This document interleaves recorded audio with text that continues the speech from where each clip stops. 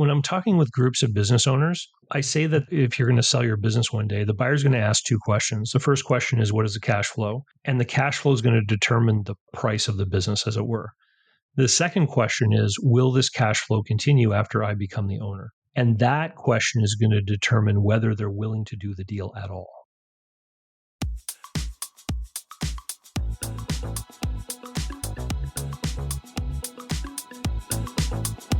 Welcome to the Profit Answer Man podcast, where business owners learn to scale their profits and cash flow and work less doing it. You built your business to fulfill your dreams and serve your mission. You're the backbone of America, creating the jobs and opportunities that keep our economy moving. And for that, you deserve to be well rewarded. We're Profit First certified. It's the first baby step in a journey we take our clients on, building cash-rich, margin-strong businesses that don't suck the life out of you. Check out the first 13 episodes of the podcast. It's Mike Michalowicz and my review of each chapter of the Profit First book. Around here, we speak cash flow, profit, and practical execution. No accounting jargon, no fluff. Most accountants, they might help you save on taxes, but they'll crush your cash flow and make you look unprofitable. That's not just a poor decision, it's a liability. We help you focus on what you love. And when we partner together, we become a profit center for your business. If we don't deliver a massive ROI on your investment in us, fire us. Want to see how it all works? Watch the video version on YouTube or head over to ProfitComesFirst.com to grab your free copy of the Profit Blueprint book and start making profit a habit. You built this business to serve your mission and your freedom. Let's make sure it pays you back big. Most business owners hustle for revenue, but lose track of profit and cash flow. You don't need to grind harder to grow. You need proven systems that make your business more profitable, your cash flow more predictable, and your life a whole lot easier. That's what I do. I help you to turn confusion into clarity and growth into real wealth that provide you the time and money freedom you deserve.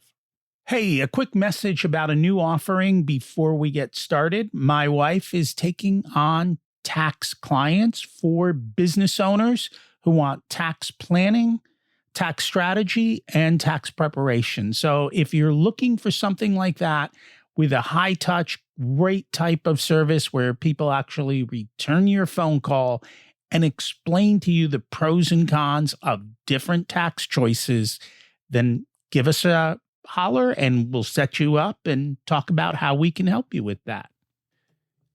Today, we've got my good friend David Barnett back on to talk about the reality that most business owners secretly hope for. Their big payday will come when they sell their business. But what if that payday never comes?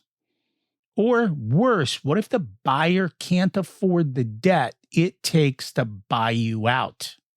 David's got his new book out, The Business Fortress, to talk about how to build a business that's profitable now, resilient in a crisis, and actually attractive to a future buyer. We'll dig into why cash flow problems are usually symptoms, not causes, how growth can quietly crush your liquidity, and why liquidity beats leverage. The reality is 80% of small businesses listed for sale never actually sell. So let's make you exit ready and have your business be fun and cash rich while you still run it. Let's meet David and learn how. Welcome back to the Profit Answer Man, David Barnett. It's great to have you join us again. Hey, Rocky, it's great to be here. Thanks for inviting me back. You are most welcome. So remind everybody what you do. I run a consulting business where we help people buy and sell businesses. We do analysis work. We help people prepare their business for sale. We do what's called the packaging. So we create the business profiles or SIMs. We do evaluation work. We help people advertise their businesses. But we are not business brokers. We do not work on a commission or anything like that. We are consultants. And so people pay us for each step along the way. And a lot of the times we help people with deals where they don't actually need to find a buyer. They've identified one already. They just need someone to work with who can help them through the process. And with buyers, we're helping to analyze deals, and we expand our education online. Is how we find clients. So I've got a YouTube channel. I've written several books, and we do some online education. I even have a group coaching program for people that want to buy a business as well. It's been going since 2018, actually, that one. Nice. And I know a lot of business owners might not think about selling their business, but I am a big fan of, if your business is exit ready and sellable, it more than likely is making more money and is more than likely more fun to run, because that's the type of business people want to buy. That's the type of business we should all want to own. And so if we can get there, it just makes for better business. And should you decide you want out, or somebody makes you a ridiculous offer, take it and run, right? Well, and I'll extend that by saying this, is that the value of small and medium-sized businesses is based upon their cash flow. And the multiple of cash flow that is typically had during an exit is, quite frankly, not all that impressive. And so most of the time when I meet with a business owner and I show them what their business might likely sell for in a transaction, they'll say, hey, if I just stuck around for a few more years, I'd have that money anyway. And they're absolutely correct. And so the real benefit of owning a small business is in the years of ownership. And so if you're going to sell one day, focus on the profits today, have a plan for those profits, get them out of the business and into some other kind of wealth vehicle that you might develop. And then you are going to exit one day, but don't fall for this dream that somehow if you work really hard, that magically your business becomes worth a lot of money and you're going to be saved at the last minute before retirement with some huge generous exit. And that's the problem we solve. We let them make money now, and then we help them remove it from their business and let it grow somewhere else, because just about every business can get punched in the face. Yeah, I agree. Through no fault of your own, right? COVID, recession, tariff. These days they're coming faster and faster. So you just have to be ready. And when you are ready and you have other opportunities, your business doesn't need to be your sole support. You can survive your life while the business rests until things change, and they always change. And then you get back to growing again. So we're here to talk about your new book, The Business Fortress. Yeah. It's available on Amazon. It's been out now for about a month and a half, I think.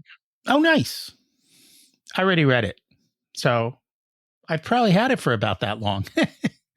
Let's start off with that first thing that we're talking about, right? In your book, you say cash flow problems are symptoms, not causes. And I think this happens a lot. People are like, oh, I have no cash flow. I got to go sell more. I got to borrow money, which is the worst thing you can do when you have a cash flow problem. So what are some of the earliest hidden indicators of a business becoming fragile that the business owner may not even be aware of up front?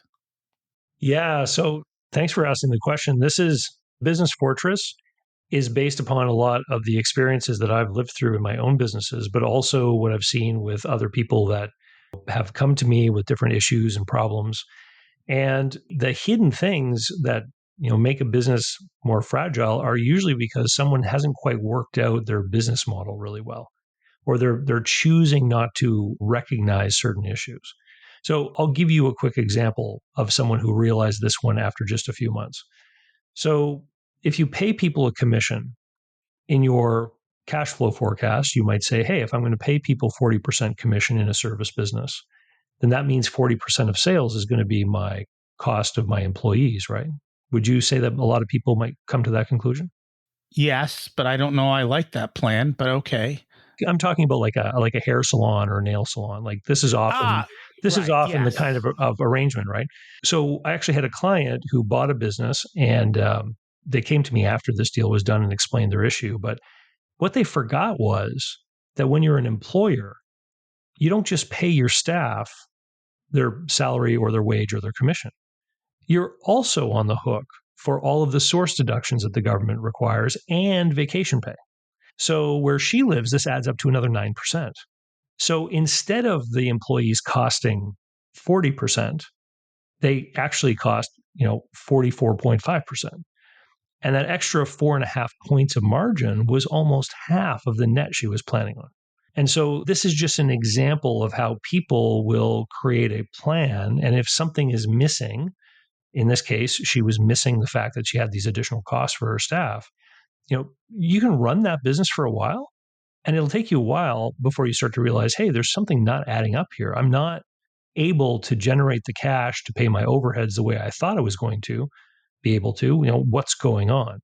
And I see this kind of thing all the time where people just do not have an awareness of what it really costs them to deliver their product or service. You must see this too, Rocky. You work on this? All day long. Yeah. The number one thing we work on. But it's not just that 4.5%. As you're talking, I'm like, well, what about timing? Now, you're talking about a hair salon. So, they're charging it then and there. You get paid, you pay. It's all relatively quick. But I deal with a lot of people in the construction industry. So they go out and they do work and they pay their people. And it's a 90 to 120 days until the check shows up.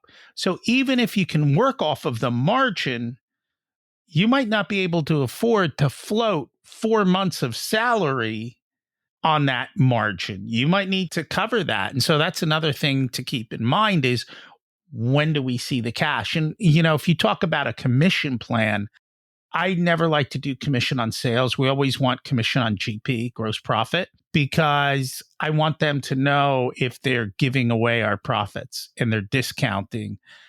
And I also like to pay salespeople when I get paid, not when they sell, so that this way you don't have that timing issue, because you might sell something today, and if you have to deliver, install, it might be 3-6 months till you have to collect. And especially in a long sales cycle, all kinds of things. So I want that sales rep involved until they send the check. So that's a big part of it too. There's another one that I've seen as well, which is kind of the opposite. So sometimes people in a service business, and this is an example from consulting, they actually succeeded in productizing their service. And so you must be familiar with that concept where you take a service, you make it very standard, you attach a price tag to it. So that makes it easier to sell. And so the customer says, yeah, I want that outcome. I want that deliverable. And so they pay for it, just like they might buy an object off the shelf at a retail store. And then you have to provide the service. However, the problem in consulting that productizing is supposed to solve is scope creep, which is like clients continuously asking for more and different, et cetera, and stretching the mandate. Even if you productize the service and you get paid up front, scope creep can still drag in, and you can end up with other problems. So the example that I'm thinking of, the consultant requires certain bits of information from their customers, and sometimes the customers drag their feet. And so they're making the sales and recording the sales at the time that the customer makes the payment at the beginning of the engagement. But what ends up happening is they get this increasingly larger liability of undelivered service, which is going to take time, and it kind of builds over the course of time. And then you end up in a situation where you've got all of these people having to work on all of these files, but the money already came in, it's already been recorded, and a lot of it's already been spent. And so you end up with these off-book liabilities, which are difficult to track. And I would liken it to the airline industry and their reward points, because those companies will create larger and larger mountains of reward points in your savings account, and it represents a bigger and bigger liability for the airline. They got to deliver those flights or whatever it is, but they don't necessarily recognize the potential liability of everyone redeeming those points. Oh, but they fix that. They just make the points worth less and they redeemable, because they inflate them like blacklisted, like a central banker, right? They just keep inflating the problem away. It works, One of the things I always like to look at with my clients is risk management. And entrepreneurs in risk management, they're like, wait, what are you talking about? We take risks. We don't need to manage them. But yet, when you look at it, it's the things you don't understand that can kind of knock you over. As you look at small business, I think most of them don't even think about it. They're too busy just trying to do their things. What are some of those things that you see that are high risk that they might not even be aware of? Yeah, like big companies are often, accused of being bureaucratic because they develop a lot of policies and have a lot of systems around different things. And one of the advantages that small businesses have is they're seen as more nimble and better able to adapt and serve their customers. But one of the key things that I see is when small businesses are just too ready to give people basically a 30-day account, right? So somebody calls you up, maybe you've even been chasing them to do business with them for a while, and you've been pitching them, and then they turn around and say, yeah, I'll place an order with you. And they expect to be given 30-day terms. But you haven't done any kind of underwriting. You haven't asked any information of them. You don't even know if they're good for the money. And worse, and I've seen this happen before, the reason they're coming to you is, guess what, Rocky? They've just been cut off by their existing supplier, right? So it's like the last kind of customer you should want to onboard, but you're so excited about making the sale that you pursue it anyway. And so I encourage my clients to have some kind of credit policy in place. And I've seen this firsthand. When people stick to this, it works really well. Because when people say, can you ship this to us? And you say, well, we need some kind of payment. How are you going to pay? And they say, well, we'd like to have an account. You go, great. You create some kind of credit application. And you ask them for things like a couple of years of tax returns or some financial statements or things like this. And a lot of the times, those other companies are not going to want to give that to you, in which case they self-select out of your credit granting process and they revert to a credit card account. And you have to have the courage, the fortitude, and the discipline to follow a policy like this. Because if you take on the bad customer and they don't pay, that's not the only thing you lose. You don't just lose that money. You lose what it costs you to deliver for them, the product or the service. So what I have found is my owners are really nice people, but they usually hire somebody who will just follow the rules because that's what they do. They follow the rules. And so we don't let the owner approve credit.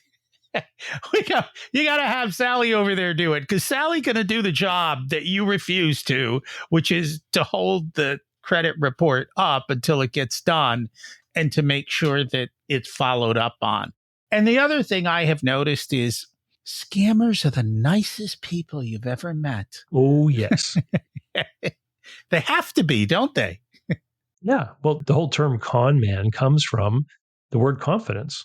And so these people have to be able to inspire confidence in you to get you to basically hand over your money. So be careful. And this is the one that this one's the funniest one, because most business owners are proud of the fact that they are the linchpin of that business, right? That they take care of everything. The reality is, especially when it comes to selling, the more involved the business owner, the less valuable the business is. On top of that, they also create their own risks. What have you seen out there with the people you've worked with? It's interesting because there's a whole list of things that people might see as risky in a small business, from customer concentration or supplier concentration, or the fact that, there's the owner deals with the top 5 accounts or things of this nature.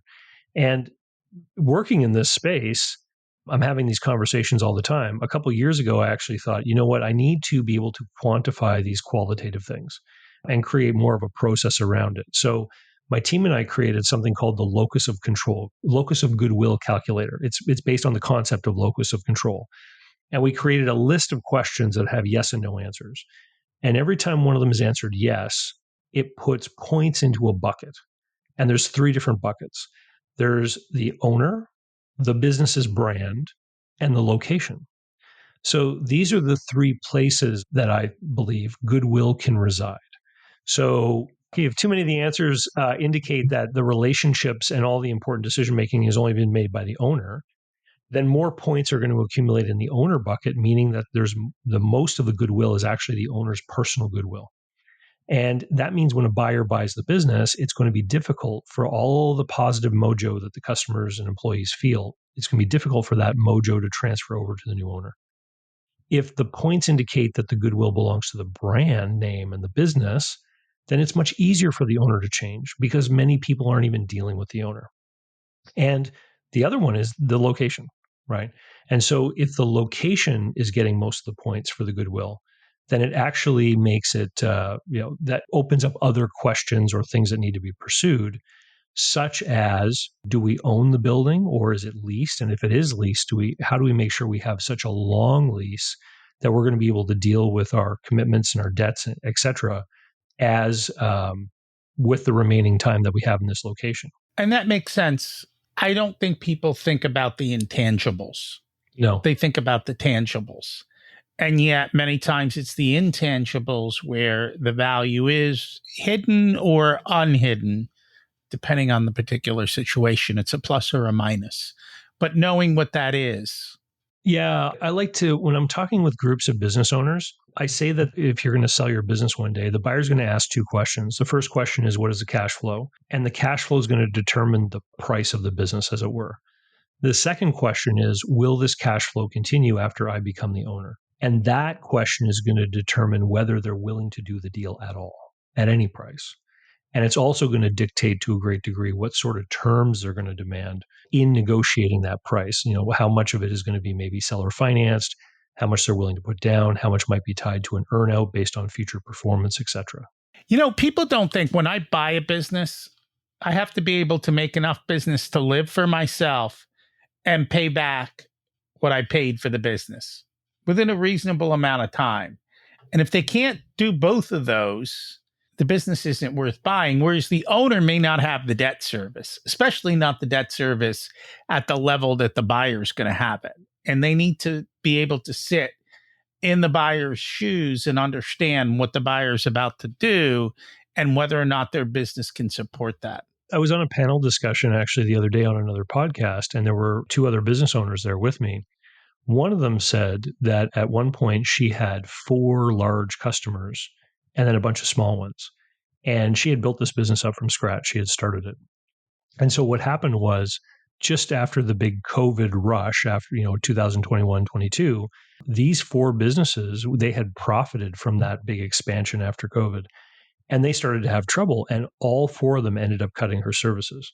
And she said she had to lay people off. She had to shrink the size of her business. But here's the thing.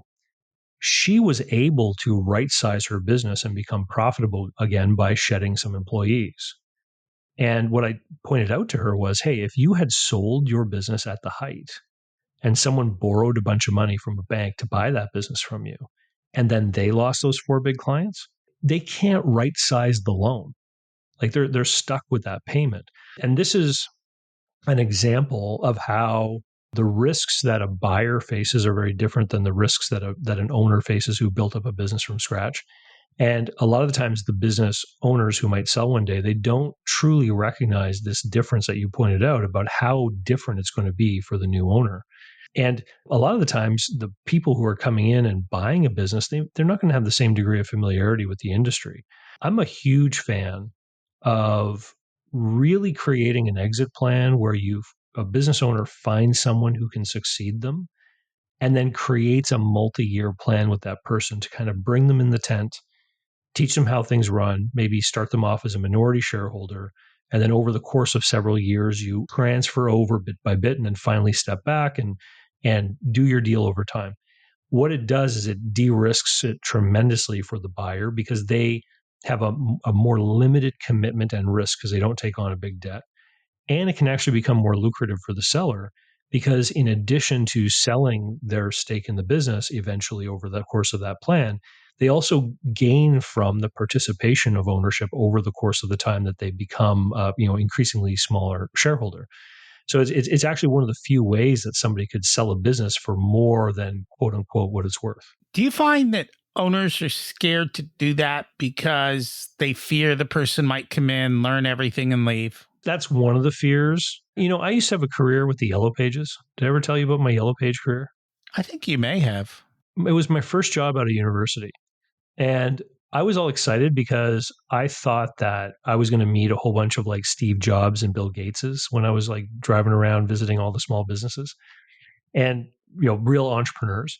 And one of the older guys took me aside and he said, listen, let me tell you who we deal with here. And he said, 30% of business owners own a business because no one will hire them. Another 30% own a business because they won't work for somebody else. And another 30% own their own business because they can't keep a job. And he said, all 3 of those groups sound similar, but they're very different. And he said the last 10%, are people who see an opportunity in the marketplace and believe that they can deliver at a reasonable price and win market share from other people. And they actually create a plan to start a business. And it's that 1 in 10 person that really looks at their business as a cash flowing asset. And they're willing to listen to podcasts like The Profit Answer Man. And they're willing to work on things and they're willing to create a plan. And that kind of person is going to be more open to potentially looking for that right candidate, because now you're starting to talk about, instead of a business sale or a business exit problem, it's now an HR problem, right? How do we find and hire the right person who could grow into this role and might have an interest in succeeding us as the new owner?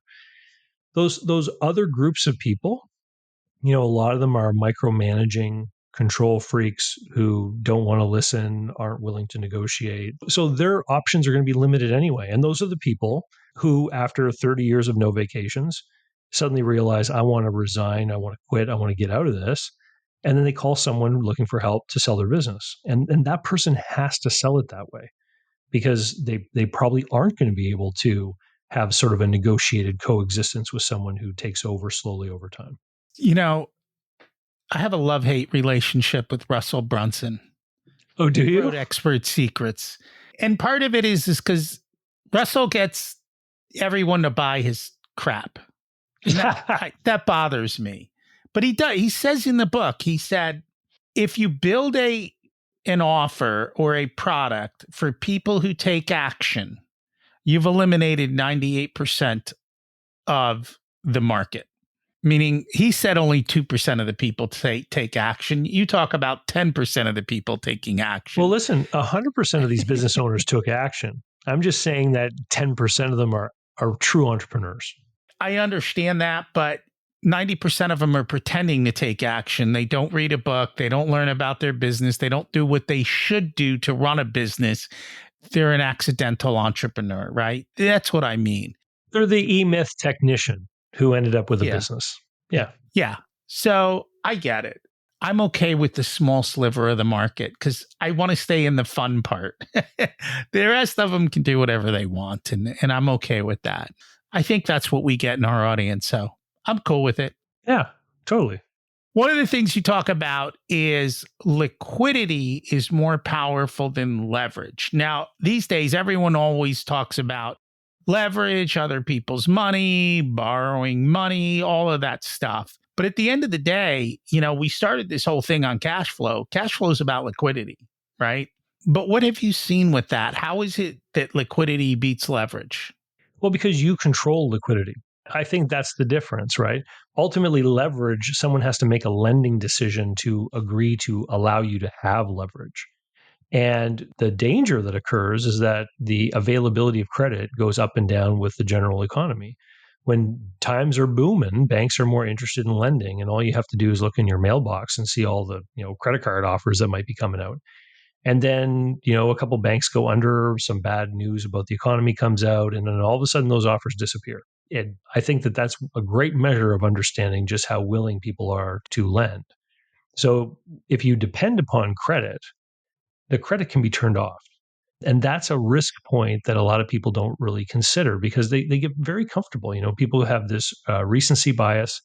And if you've had the $100,000 line of credit from the bank forever, you just assume you're going to keep it forever. But I've worked with clients who've had their lines of credit canceled. I've had the bank will say, we're cutting your limit. That's one way they cancel it. Another way they cancel it is they just say, we're going to term it out. Your line of credit is now a term loan. You have to pay us over 18 or 24 or 36 equal payments. We're going to turn it into an amortizing loan. And if you were someone who put your new revenues onto that line and then used that line to buy things all the time and you were constantly revolving it, and now all of a sudden it's been stopped. It's what is that game when someone takes away a chair? Musical chairs. Musical chairs, yeah, the children play. So all of a sudden, now that's been taken out, and suddenly you now have to make up that gap somehow in your cash flow, especially if you're in a business where you've got certain payment terms and receivable terms with your different customers and you're trying to play a timing game.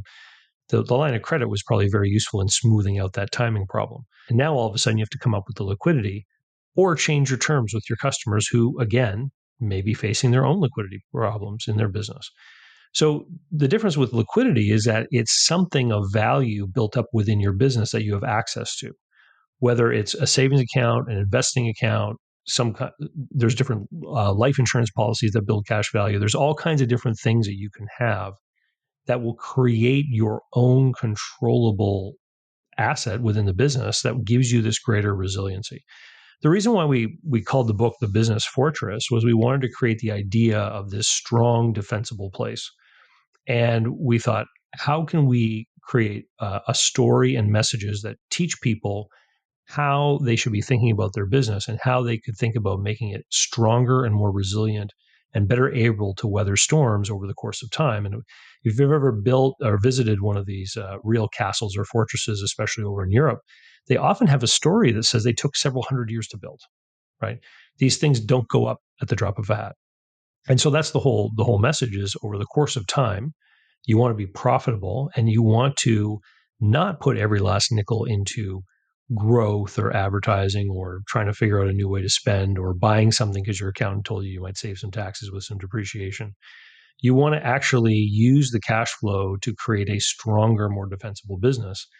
Because when things go bad for the market in general, but for your competitors, this is when the big opportunities come up. If someone goes under and you are able to take one of their customers or maybe buy some of their equipment on the cheap or something like this. Over the course of my career, I've met so many people who played really carefully with their money, and they've got stories of the time when they were able to take advantage of some great opportunities, unfortunately, from someone else's hardship, usually because of a general downturn in the economy. So you said a lot of things there. Yeah. First and foremost, for all our clients, when they go for lines of credit, I'm like, send me the contract. I want to read it. Mm-hmm. And the reason I want to read it is because I want to understand if it's callable and under what terms is it callable.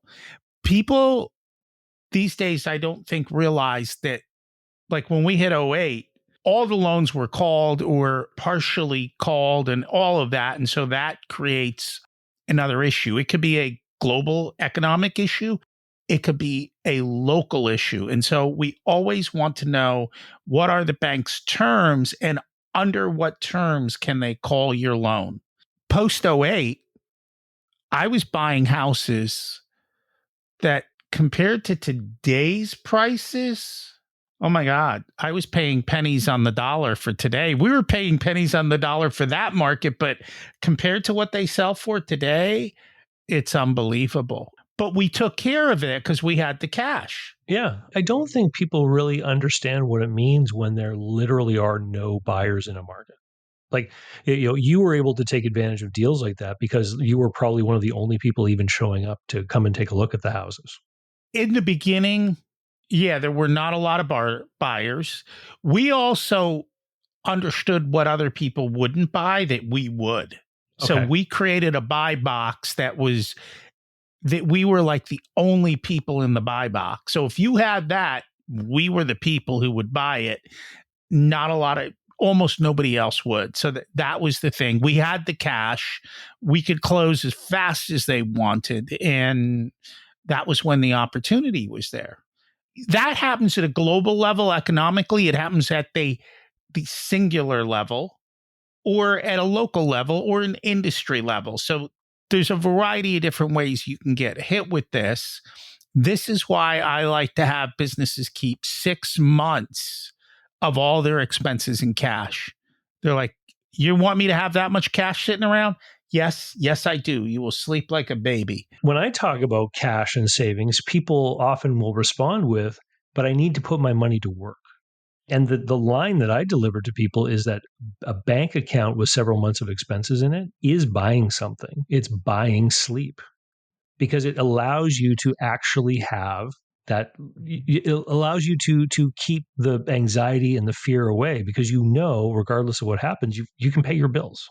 But right now, at the peak, they were paying over 5%. Right now, they're paying 4%. So it's not like you're getting nothing. You're still making some money. 4% isn't great, but it's there. And there are products out there, and maybe one day we'll have somebody on where they will run what we call a sweep account. So they'll take your money. Let's just say you're running with a couple $100,000 in the bank every month because that's just your normal money coming and going. You're a builder or a contractor or whatever. They'll actually sweep your excess overnight like the big companies do. And so your bank will always have 30,000 in it, but the moment you hit it with a larger check, they'll sweep the bank money right back over. They'll cover your check.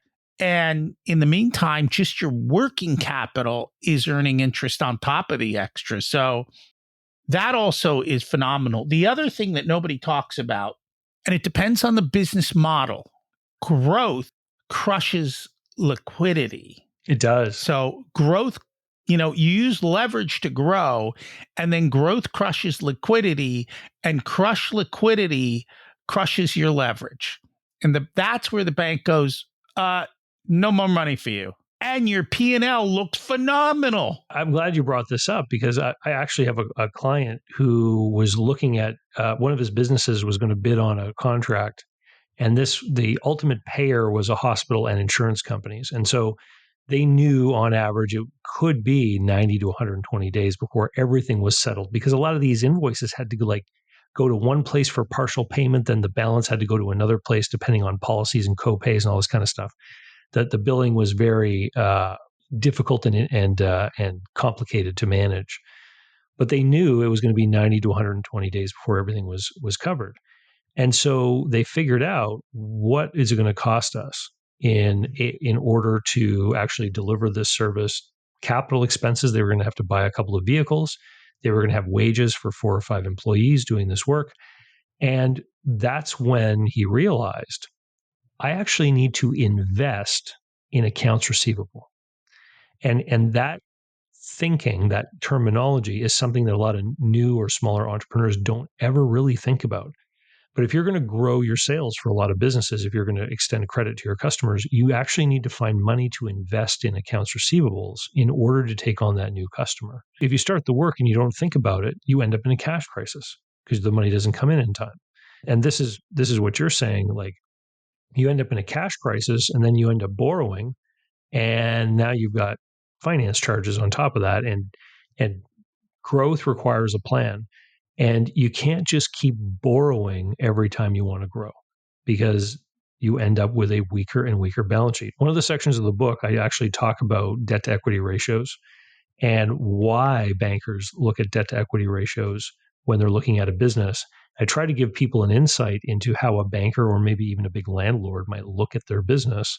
For a lot of small business owners, they've never even thought of these kinds of things. Why their balance sheet is important. We handle a lot of financial statements when we're working with business owners who want to figure out what their business is worth.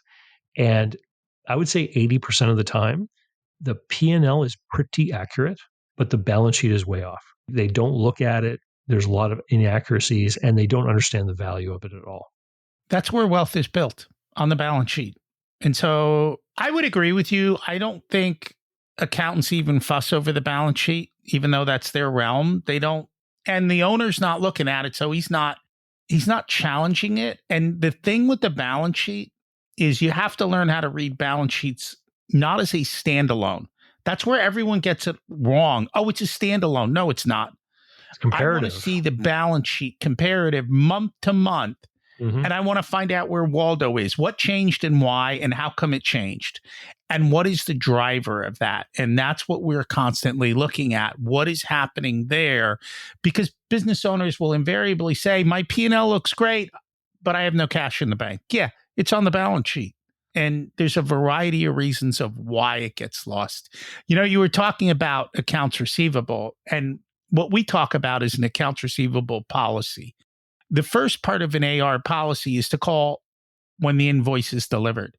Hey, did you get my invoice? Is it in the correct format? Did I deliver it to the right place? Is everything good? How does your payment policy work? If you don't happen to know that. The second thing is, the other side of AR is AP. So your AR is someone's AP. The person working AP gets nothing but nasty people calling them all day going, where's my money? You buy the AP person a cup of coffee, I guarantee you your checks get cut first. Go be nice to AP on the other side.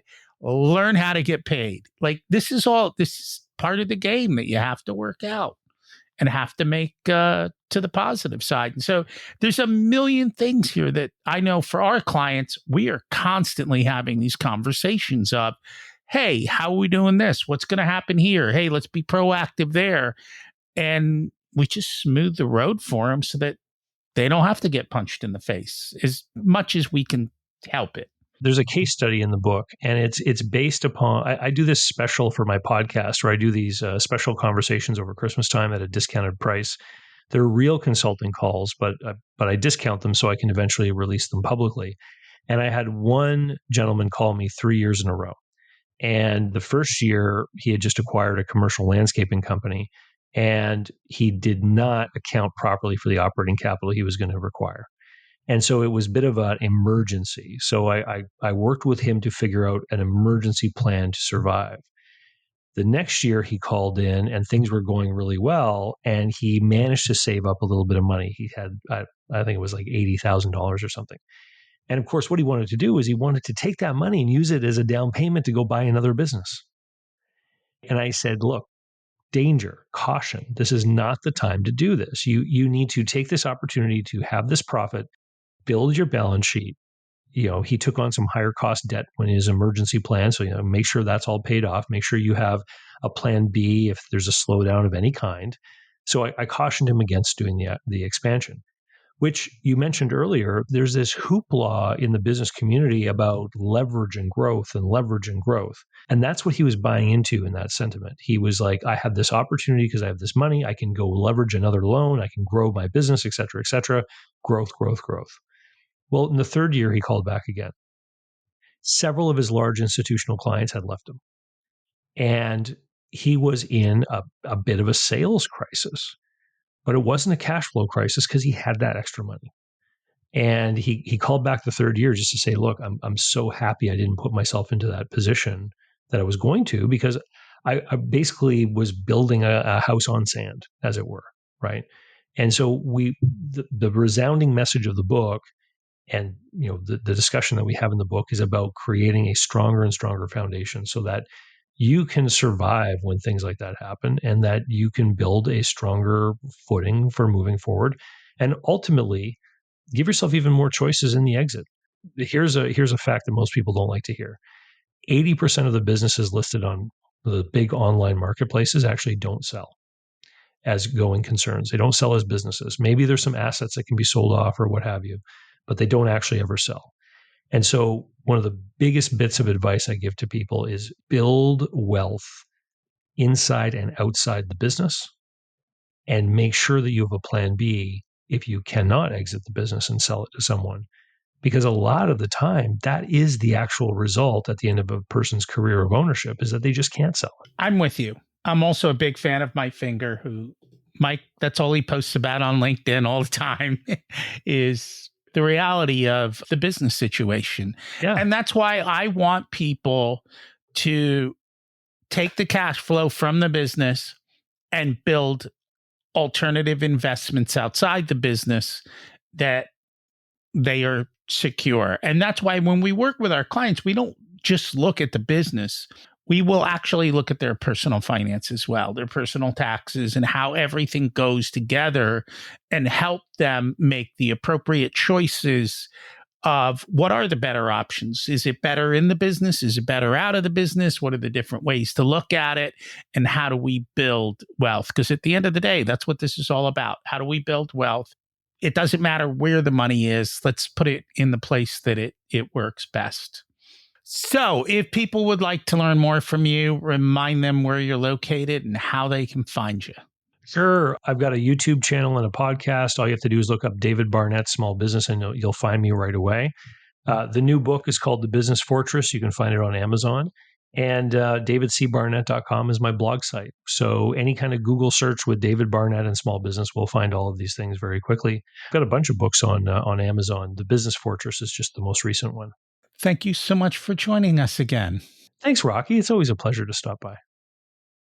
Just because your business is exit ready doesn't mean you need to sell. But more often than not, exit ready businesses are fun to run, highly profitable, and the kind of business you want to keep around. So if you're not enjoying your business as much as possible, these are the steps you need to take to make it fun again. If you need help to take control of your business and finally have profit, cash flow, and peace of mind, that's what I help business owners do every day. Because you don't need more resources. You need to be more resourceful, and we'll show you how. Remember, we always focus on the bottom line. Thanks for listening to The Profit Answer Man, where we believe more revenue doesn't mean more profit, and the bottom line is what really matters. If you're ready to stop living check to check, take control of your cash flow, and finally get paid what you're worth, we should talk. We work with 7- and 8-figure businesses and well-funded startups. If you're a smaller business, check out the Profit Blueprint program. It's a do-it-yourself solution that also can come with my direct guidance in the same level we give our one-on-one clients. When you're ready for results, book a discovery call. There's a link in the show notes or at profitcomesfirst.com. You'll be speaking and working directly with me. In the meantime, grab your free copy of the Profit Blueprint at profitcomesfirst.com. It's the next step to turning your business into a consistent cash flow generating machine. If you'd like to dig more into leading yourself, your company, and building the ultimate life, listen to my other podcast, Richer Soul, where we cover these topics in great depth. There's a link in the show notes. As we close out, let's repeat the mantra. Revenue is vanity, profit is sanity, and cash is king. Have an abundant and profitable week.